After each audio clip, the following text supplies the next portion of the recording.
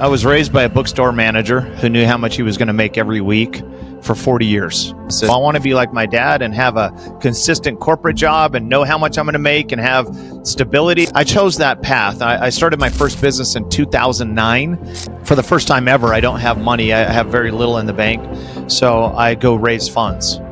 My question is that why did people trust you, the first time entrepreneur? Business was sell tickets, go put big brands on the stage and fill rooms. And I think some of them, obviously 23 of them felt that I had this optimism and that I had this fire in my gut that I was going to go make it happen out there, and that I had an undying drive to get this thing done. All right, Shawn, officially welcome to the Wealth Juice podcast. We're excited to have you on the show. I say we. I always say that, but actually it's just me today. But you are a master networker, and I'm reading your LinkedIn right now. It's interesting. The greatest way to scale business is to scale relationships. I couldn't agree more. So I'm really excited for you to come on here and share your story and then talk about what you do. So thanks for taking the time. Yep, it's an honor. Great to be here. Love it. So, Shawn, let's go back a little bit, like business, and it seems like you've created something really awesome for yourself. You're an entrepreneur, you focus on taxes, but I want to go back to like the beginning of your entrepreneurial journey and just talk to me about what even got you motivated to like take this path, because any entrepreneur will know that it is for the low, it's the road less traveled, and there's a reason for that. So what is, just talk to me about like you getting started in this game, whether it's out of college or what you had going on back then. Yeah, so I was raised by a bookstore manager who knew how much he was going to make every week for 40 years. And then I had we had 5 children in our family, and I had this side hustle mom. She's an immigrant from Scotland, just a total butt kicker. And so she started multiple businesses. And so I had those 2 examples growing up, and I was like, do I want to be like my dad and have a consistent corporate job and know how much I'm going to make and have stability, or am I going to take the path of my mom? And I was really inspired by her. Imagine trying to raise 5 kids with a bookstore manager pay. I don't think my dad ever made more than 50, 60 grand a year for 40 years. And so how do you raise 5 kids? So she started preschool. She started all sorts of businesses, and she made a pretty good income to help support the family. So I chose that path. I started my first business in 2009, and you're a real estate guy. That was a bad year for starting businesses. I wish someone would have shaken me in 2009, don't start a business right now, because it was brutal. And I launched out on my own. I didn't have an office. I went to a sandwich shop every day to plan my business. And for the first time ever, I don't have money. I have very little in the bank. So I go raise funds. So I raised $1.5 million from 23 investors. So I pitched about 70 of them, and 23 of them said yes. So I raised $1.5 million. And that was a happy day. It's like I remember going on LinkedIn, putting that I was a CEO. I started hiring some people. Neighbors thought I was a baller. My friends and family were proud of me. It was a good day. I could show you my operating account where I went from 0 to 1.5. That was how I got my start. Well, Shawn, I think maybe there's some details in here that first of all, I really like to know. Yeah. So first of all, you mentioned that, you were able to go out and raise 1.5 million. My question is that why did people trust you, the first time entrepreneur, as a steward of their capital, and how did you, 23 out of 70, that's pretty good for a first time business owner. So like, what did you do, or what was your idea that got people really excited?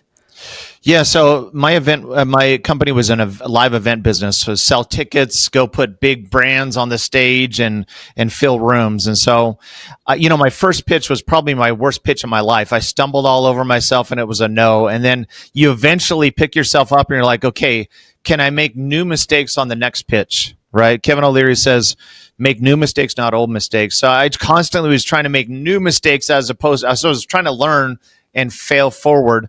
And I think some of them, obviously 23 of them felt that I had this optimism and that I had this fire in my gut that I was going to go make it happen out there, and that I had an undying drive to get this thing done.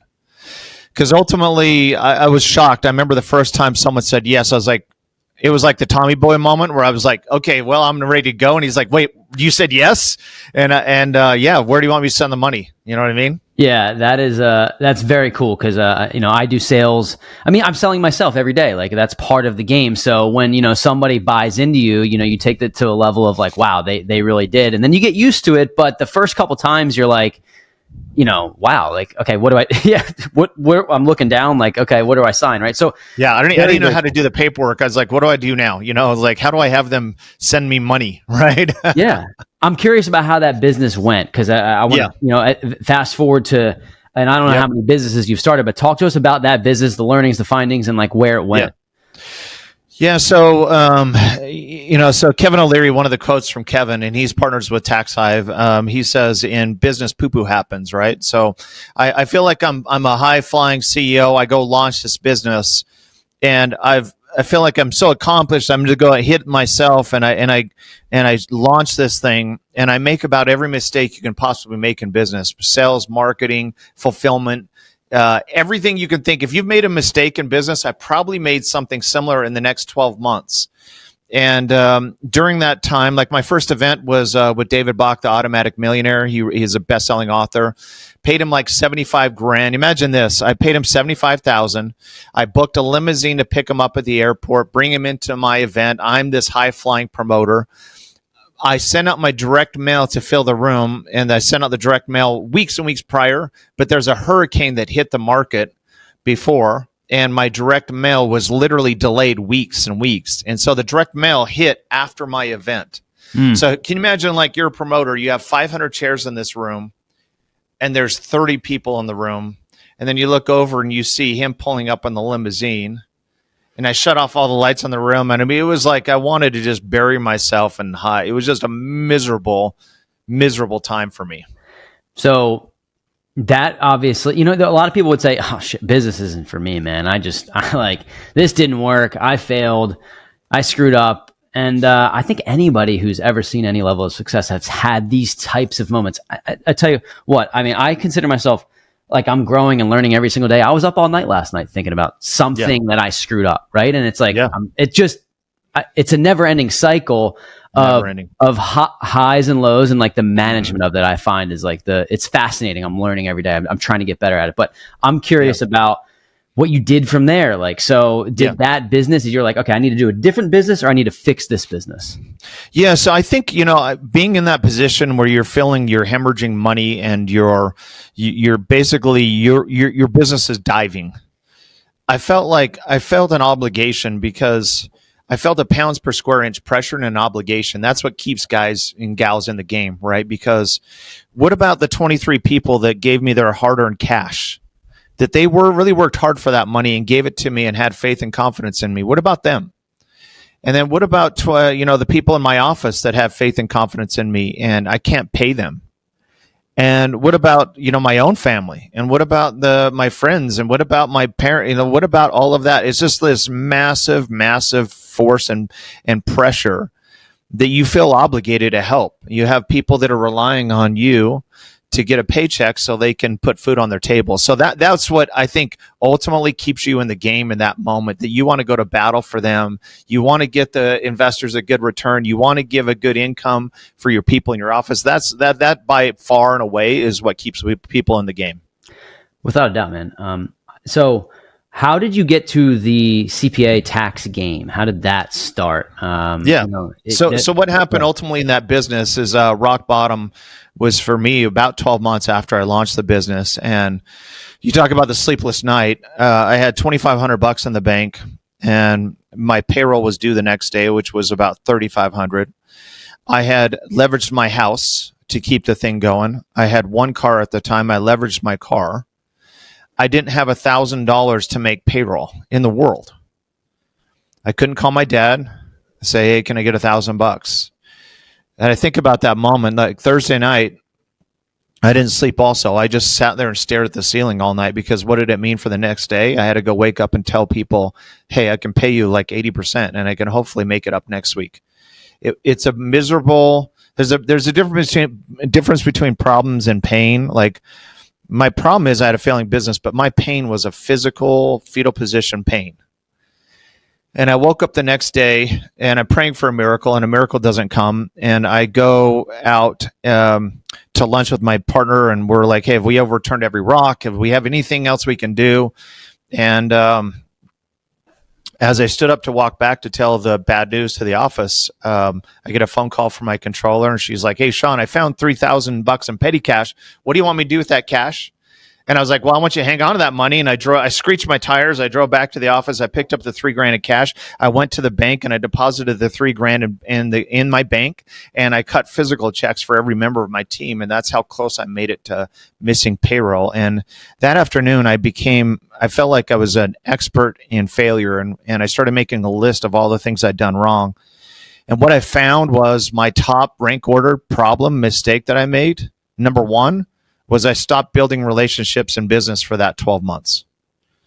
I could have gone to someone like you, Corey, that has a network of individuals that we could have learned from our education, and conversely, you get on our stage, and I could have done more joint ventures that would have helped me power through all that time. But I was like, I had this ego, and I was this high flying CEO, and I put my head in the sand, and I had multiple people actually reach out and try to help, and I turned them away.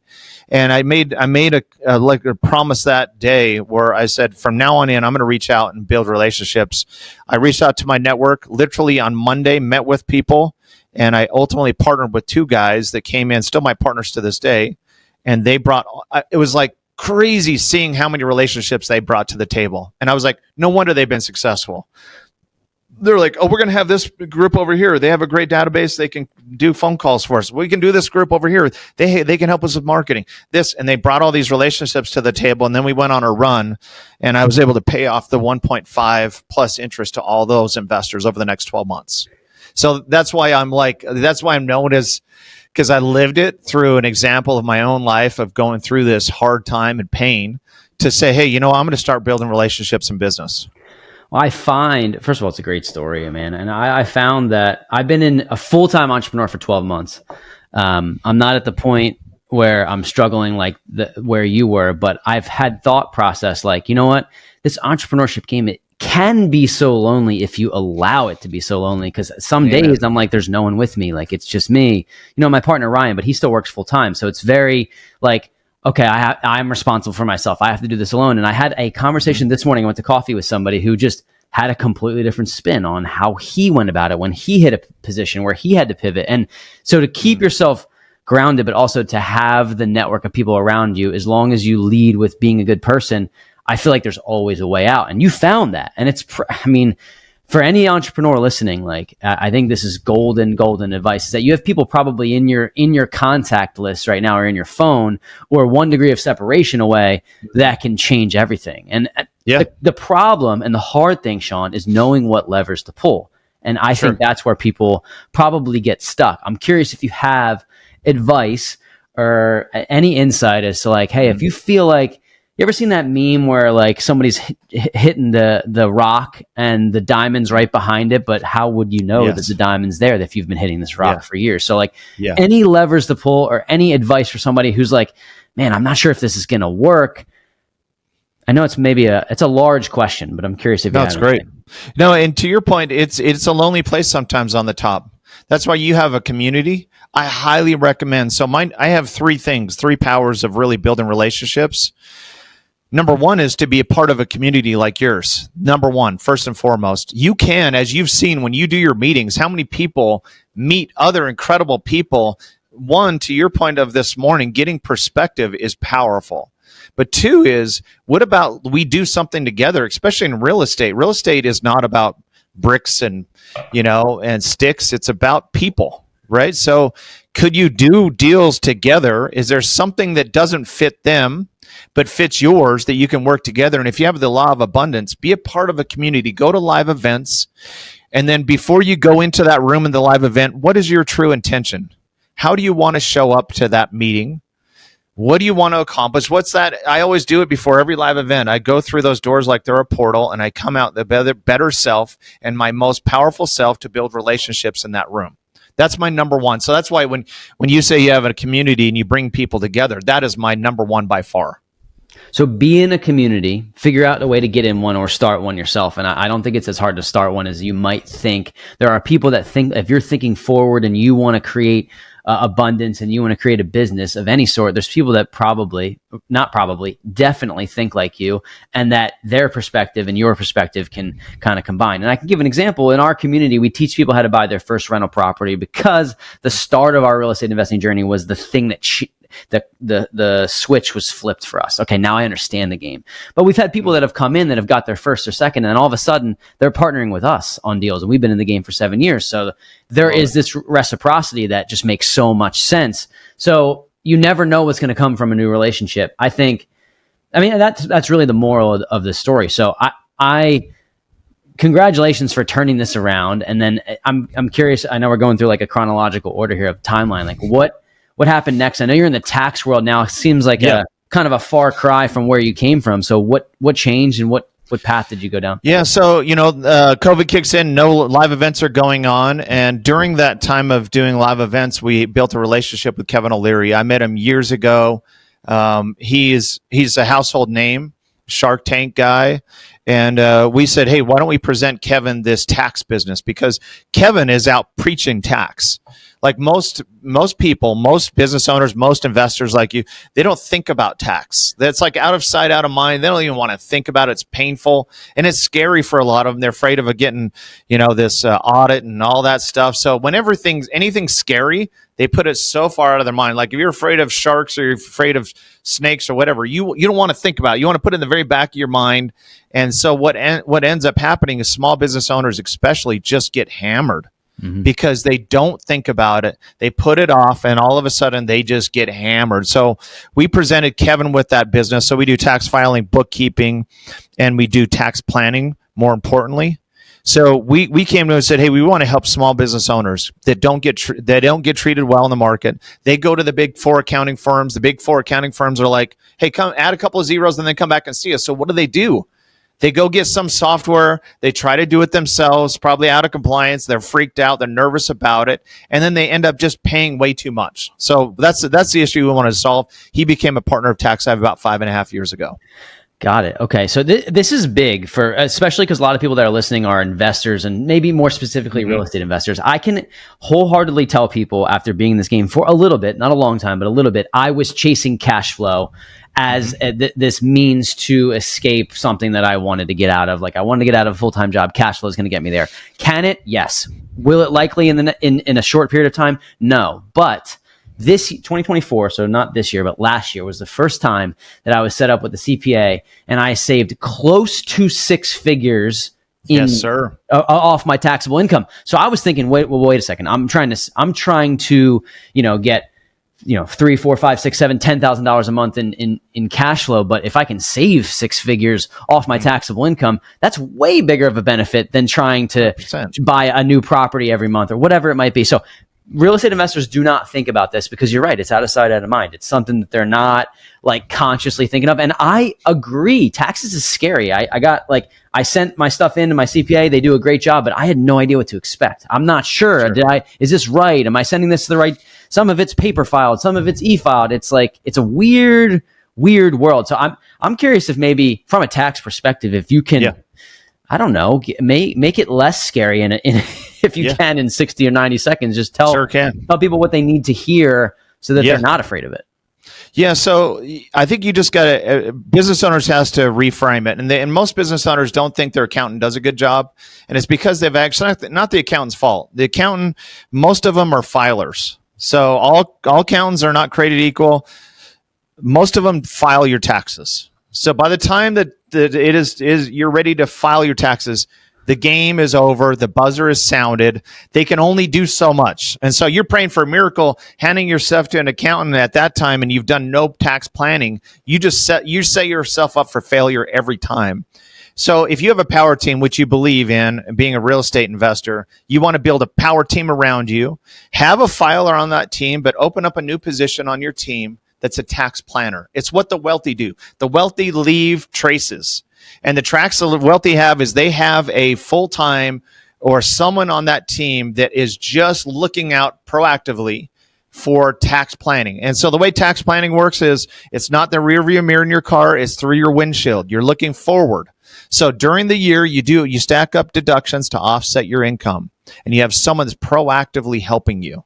Right. So that is number one success principle in tax. And if you have someone who's stacking it up beforehand, all of a sudden the fear goes away. You're like, wait a minute, I have an actual compliant professional preparing all my stuff. And now I'm stacked up with multiple deductions that I qualify for. Hey, I'm loving tax time. I'm not stressed out about it going into that. Yeah. I mean, that's big. And you're right. Cause this year I was surprised. I was like, wow, I saved so much in taxes. I didn't pay nearly as much. And that's a good frame of mind to go into if you're have an expectation like, okay, I know I'm going to owe this. And then saving tens of thousands of dollars can change each year for you. So I think that's awesome. The thing that I want to dive into, that relates to your story is that, and I'm going back to this quote that you have on LinkedIn, which I just really like: the greatest way to scale business is to scale relationships. So what does that mean to you? What are the things that you've done to scale relationships? Is this, hey, I have a CRM and I'm literally checking in with my relationships every couple months? Or is it, what's the tact? What's the something that somebody can do to unlock relationships that they might already have? Yeah, so I get this. I help young people that are 1099 door to door. Like I train them, and I also mentor young entrepreneurs. And most common question I hear from especially younger people is like, how do I meet people, and how do I build my network? And I always ask them to pull this little device out here, because what you'll find is you have computer in your pocket. You have thousands of people in here many times that you've made a contact with. But maybe we're good at planting the seed, but we're not good at nourishing. So my number 2 on the list is really your 1 or 2 referrals or recommendations away from other people to get anything you want. You want $1 million in real estate? Start getting referrals. Start meeting with people in your own network and start giving them referrals, receiving referrals. It's the craziest thing. I did an event 6 months ago, and my events are pure engagement networking events. It's called the X Room. I do it every quarter, and I get about 300 people showing up.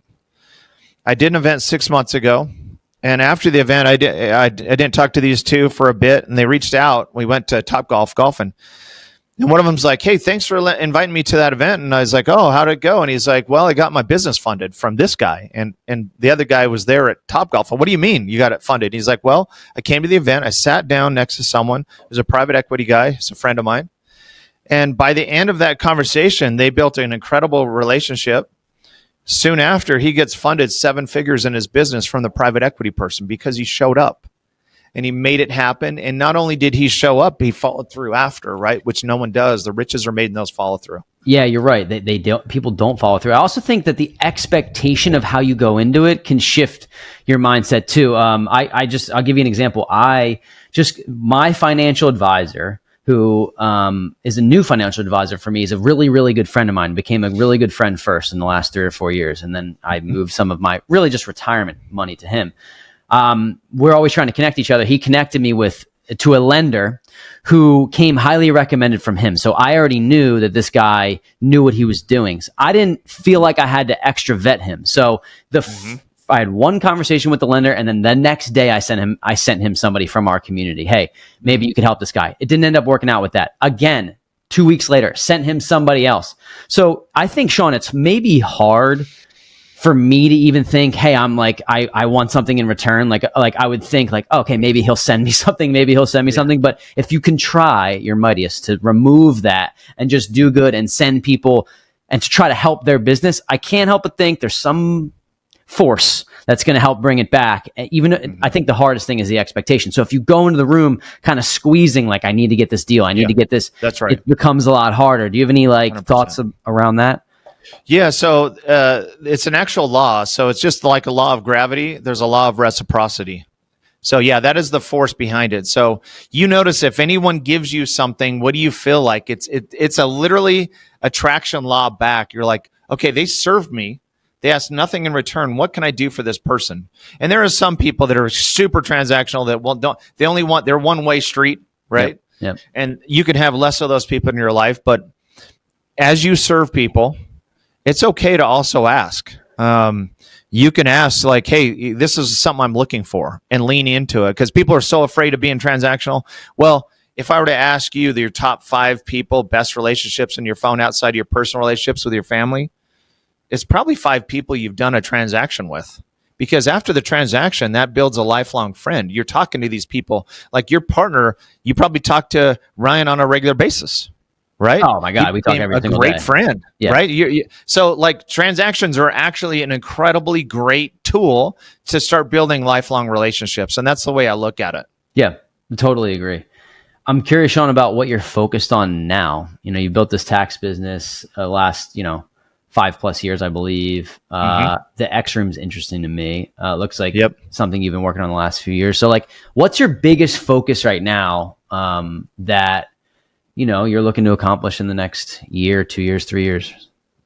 We actually right now have a big focus for real estate investors. We the Big Beautiful Bill came out in July this year, and there's all sorts of benefits to real estate investors. That's why when you said real estate investor community, I was like, oh, we love working with real estate investors, because there is so many opportunities to save in tax. And a lot of them get into it. They know there's some tax out there, but they haven't really peeled back the layers enough. Like, as an investor, as you know, the IRS puts a life on everything. And so if you have a rental, they put a life of 27 and a half years that you can deduct right down that property. You can depreciate the asset down 27 and a half years.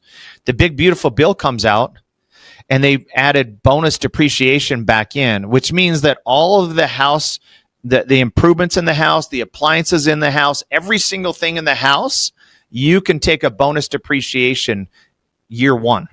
100% of it. 100%. Right? Yeah. Yes. And so it's all of the aspects of the house, because an appliance is a much shorter life than the 27 and a half years on that. And all those inside of your property, you can take bonus. And so here's a real estate investor. If they don't know that piece of information, they just go out and invest. They don't understand there's a whole treasure chest just sitting there waiting for them. What about 1031 exchange? If you're a flipper, you should not pay you shouldn't pay capital gains. You should do a 1031 into another property. So that's why we as you just unpack the stuff for real estate investors, there's so much that can be done. Actually, I'd love to, if maybe we can create a sample here for people, because the 100% bonus appreciation makes sense. And I do understand it. I've made a reel about this recently, but maybe if you could give a real life example, we can use round numbers, whatever it might be, of what the 100% bonus depreciation could actually do for somebody who maybe bought a duplex, and it has to be after January 19th, 2025. So this year, talk about as a round number, like I said, like what it could have been, what the depreciation would be over that 27 and a half, and then how much you can accelerate and what you could write off over in year one. I mean, we can create I don't know. We could create one. I could have my CPAs put one together that's a real life example, because we do this on a regular basis. But the way the depreciation works in a rental is it's 27 and a half years, and it's literally equal. It's a straight line depreciation. Every single year, it's the same amount, right? But for the first time ever, it just depends primarily on how much stuff you have in that house, which is generally a lot.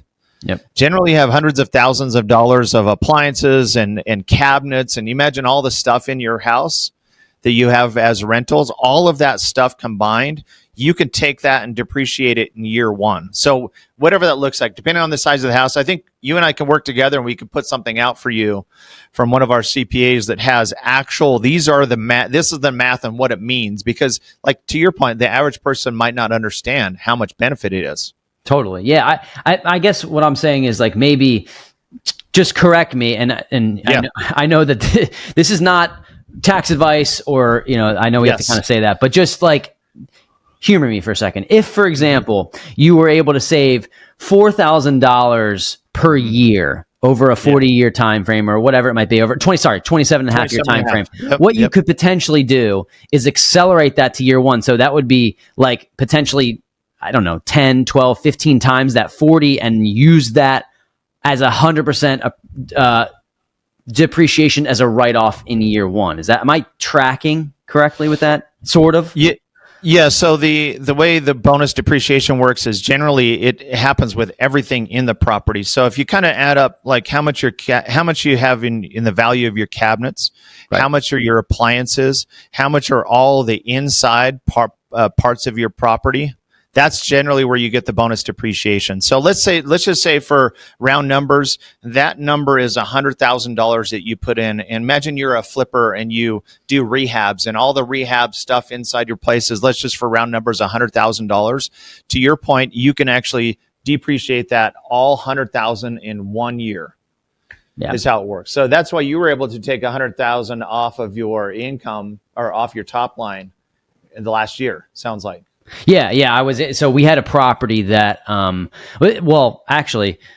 this was before bonus depreciation was 100%. Okay. This was 2024. Yeah. I'm really excited for 2025 because our last property that we bought was in March. So that will be really exciting. And it was like a $2 million 10 unit that me, Ryan, and another general partner bought when we raised capital for. So I don't know the exact ins and outs, but I know that there's going to be some big tax savings coming, which is really, it's just exciting. So but it doesn't have to be a 10 unit or a 15 unit, whatever it is. You can be on a duplex or a single family home. I want people to know that. So let me I can read you the exact definition. So 100% bonus depreciation. The law permanently restores 100% bonus depreciation for qualifying properties placed, to your point, in service after January 19th, 2025.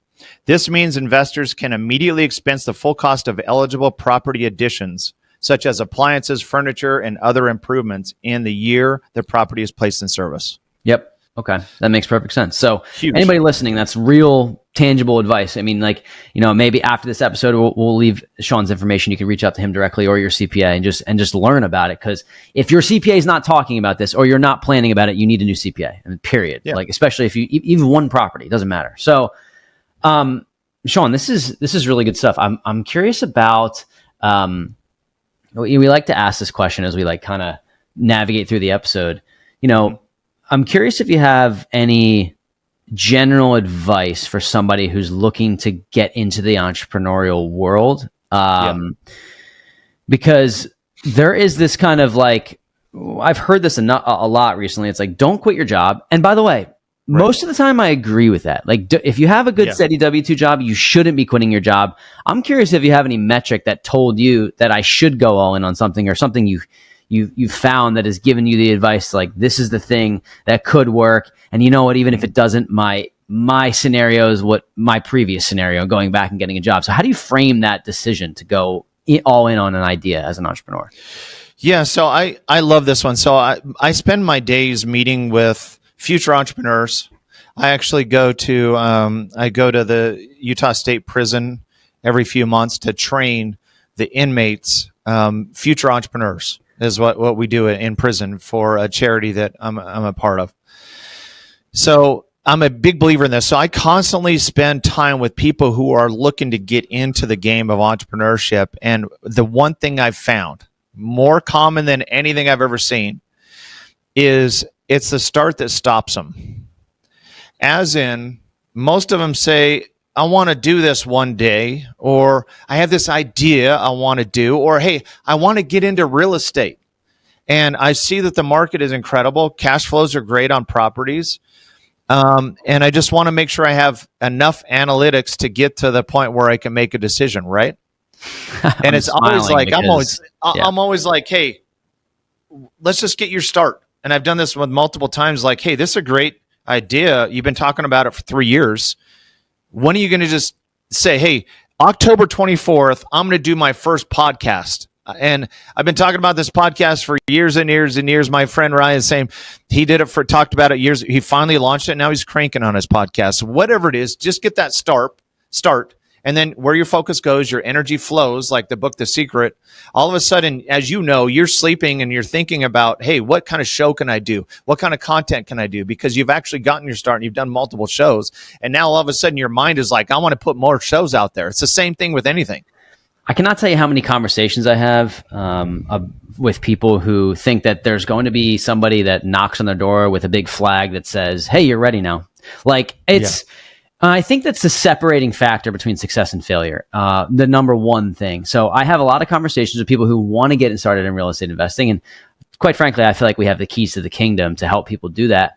But people tell me they're not ready. Or I've been thinking about this for 3 years, but no, the timing's not right. And I could not, I wholeheartedly could not shout anything louder from the rooftops, then you will never feel ready to do this. So if you wait for the feeling, you're going to be waiting and waiting and waiting until you're just in the regret mode. And that's sad. I mean, that's sad. I mean, how fleeting is just life in general at this state? Like I've seen, the news is like, I can't even get into that, but it's just like what you're seeing right now with how easily things can change, death, divorce, all these things are real. Like when there's no sign. So you have to force that sign and you have to tell yourself you're ready, not as opposed to like waiting for someone else to do it for you, because no one's going to do it. So I could not agree more with that, Shawn. I think it's really, really good advice. Yeah. Some day is not a day of the week.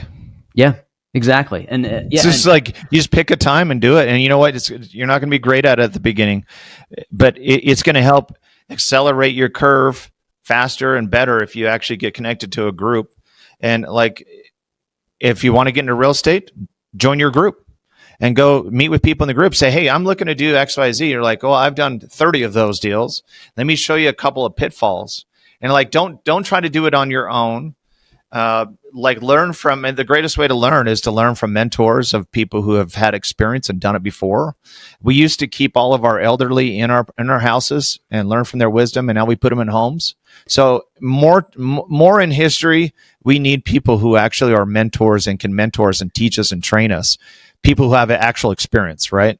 Yeah, Shawn, it's interesting that you brought up elderly, because I think isolation, I don't know, sometimes I don't know where the podcast is going to go. I'm glad it's going here. But I think isolation is an indicator that you're stopping learning, you're stopping if you don't have that support system around you. So I do find that interesting that we do that with our elderly, because the thing that make somebody get older and older and older. I've heard this a number of times, like people that retire, like I want to get to their retirement. I stop working my brain. I stop working my connections. I stop working my relationships. And you suddenly start to fade, especially with how fast technology moves and how fast it works. Mm-hmm. If you stay up to date on that, I know 89-year-olds that are running around with their grandchildren or great grandchildren and are going to dinner and are playing tennis. And I also know 62-year-olds who have just been like mailing it in and they're done, and I find that the number one thing that separates that is the isolation piece. Like, are you still involved? Like, I'm not suggesting that you have to start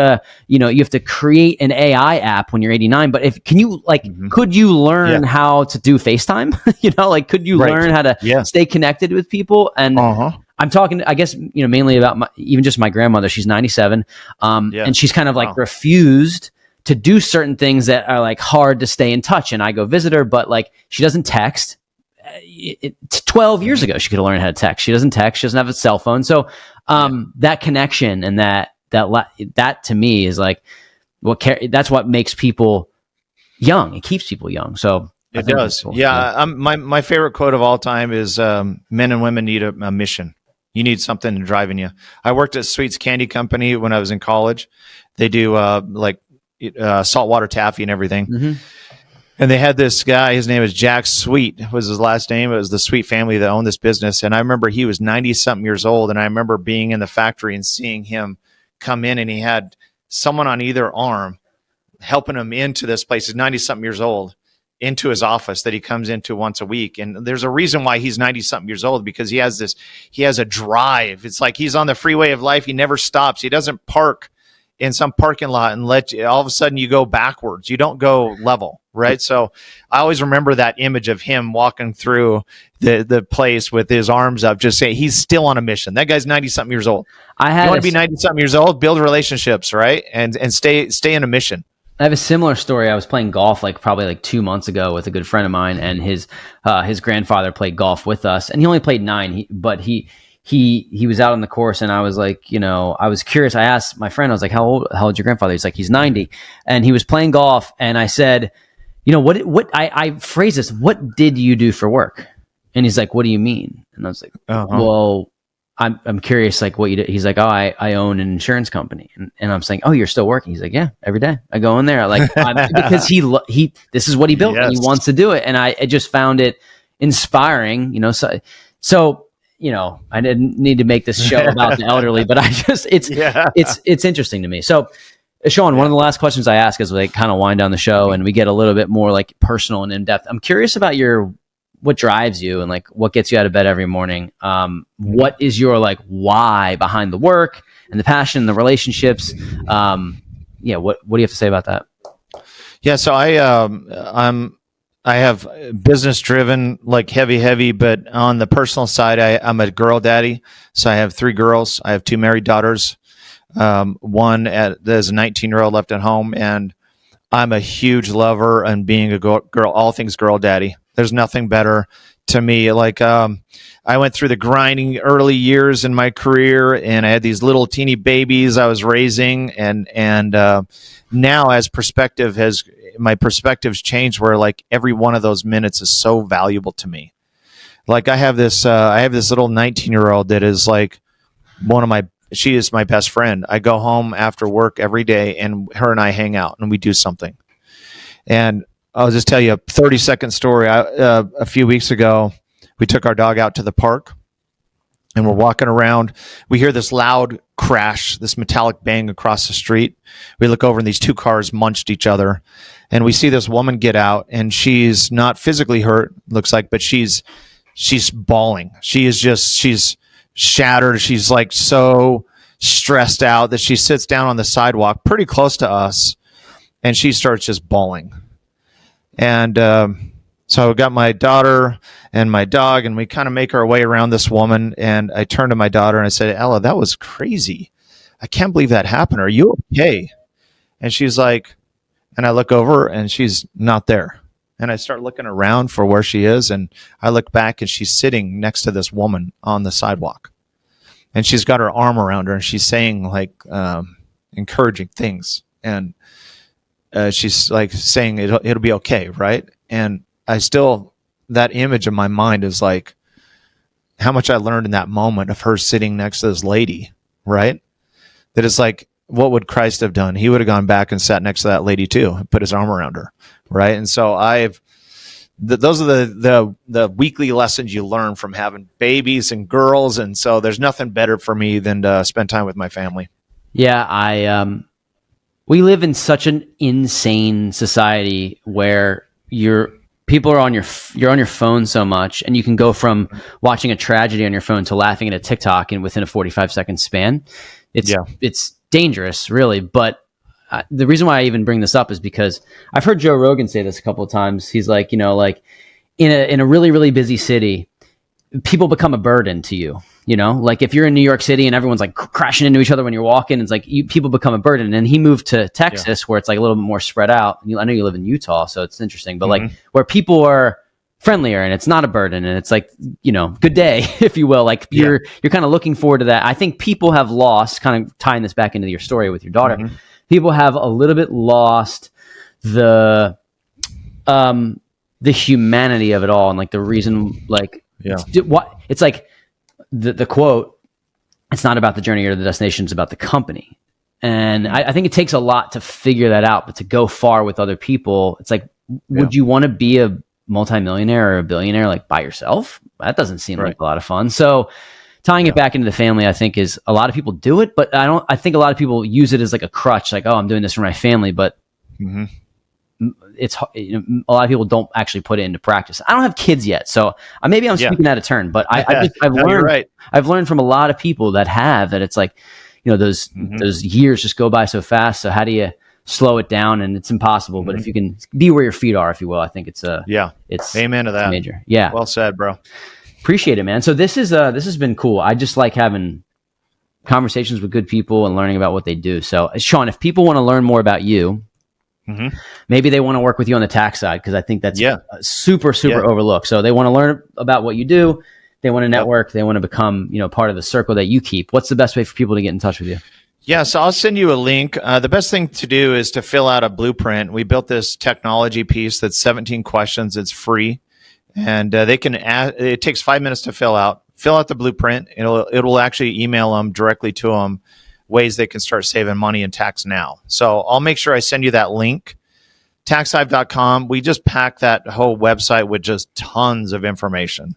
And then I'm Finnegan Shawn. I'm probably the only Finnegan Shawn that exists out there. So you'll find me on social, everything else. But But it would be great to engage with Tax Hive, learn. Even if you don't use us for our services, we try to better the world with information about tax. So go to check out the blueprint. We'd love to chat with anyone who wants to. Our chats are pretty painless. They're really good people here at Tax Hive that can help answer questions and help them figure out what they can do to start saving.